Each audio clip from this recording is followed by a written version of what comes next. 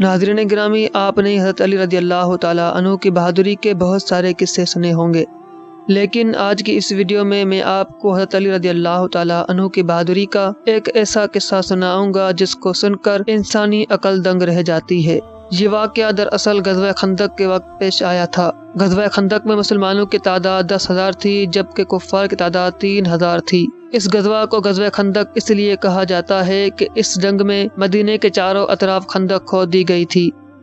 جب مسلمانوں کو یہ معلوم ہوا کہ ہماری تعداد کم ہے اور کفار کی تعداد بہت زیادہ ہے، تو حضرت سلمان فارسی رضی اللہ تعالیٰ عنہ نے نبی کریم صلی اللہ تعالیٰ علیہ وآلہ وسلم کو مشورہ دیا کہ مدینے کے چاروں اطراف خندق کھود دی جائے تاکہ کفار مدینے تک نہ پہنچ سکے۔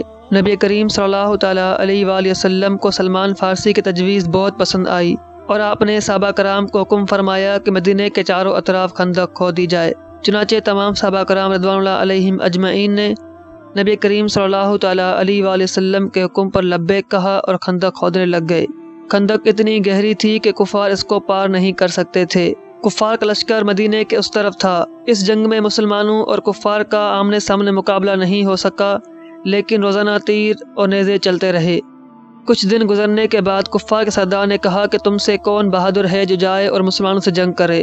تو یہ سن کر عمر بن عبدود اور کفار کے دیگر بہادر اٹھے اور خندق پار کرنے کی کوشش کرنے لگے۔ خندق کی ایک طرف ایک جگہ ایسی تھی جہاں سے گہرائی کچھ کم تھی۔ عمر بن عبدود اور اس کے ساتھ کچھ اور بہادروں نے خندق پار کر لی۔ جب عمر بن عبدود خندق پار کر کے باہر نکلا تو وہ اعلان کرنے لگا کہ کون ہے جو مجھ سے مقابلہ کرے گا۔ اس نے 3 مرتبہ یہ کہا کہ کون ہے جو مجھ سے جنگ کرے گا۔ تینوں مرتبہ حضرت علی رضی اللہ تعالیٰ عنہ نے کہا کہ میں، لیکن نبی کریم صلی اللہ تعالیٰ علیہ وآلہ وسلم نے حضرت علی کو روکا، کیونکہ اس وقت حضرت علی رضی اللہ تعالیٰ عنہ کی عمر بہت ہی کم تھی، لیکن عمر بن عبدود ایک بہت ہی بہادر شخص تھا اور اس کی عمر تقریباً 80 سے 85 برس تھی۔ اس کے مقابلے میں حضرت علی رضی اللہ تعالیٰ عنہ ایک چھوٹے بچے کے مثل تھے، لیکن حضرت علی رضی اللہ تعالیٰ عنہ نے اپنی بہادری کا مظاہرہ کرتے ہوئے ہر بار کہا کہ میں جاؤں گا۔ آخرکار نبی کریم صلی اللہ تعالیٰ علیہ وآلہ وسلم راضی ہوئے اور حضرت علی رضی اللہ تعالیٰ عنہ کو عمر بن عبدود کے مقابلے میں بھیجنے کے لیے تیار ہو گئے۔ نبی کریم صلی اللہ تعالیٰ علیہ وآلہ وسلم نے حضرت علی رضی اللہ تعالیٰ عنہ کو اپنی خاص تلوار ذوالفقار دی اور اپنے دست مبارک سے حضرت علی رضی اللہ تعالیٰ عنہ کے سر پر اپنا امامہ باندھا۔ حضرت علی رضی اللہ تعالیٰ عنہ میدان میں آئے اور عمر بن عبدود کو جنگ کے لیے کہنے لگے۔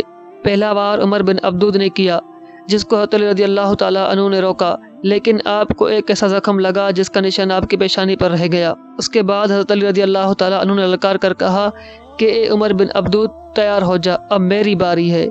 یہ کہہ کر حضرت علی رضی اللہ تعالیٰ عنہ نے ایک ایسی وار ماری کہ تلوار عمر بن عبدود کے شانے کو کاٹتی ہوئی اس کو چیر کر 2 ٹکڑے کر دیے اور وہ کافر 2 ٹکڑے ہو کر زمین پر گر پڑا۔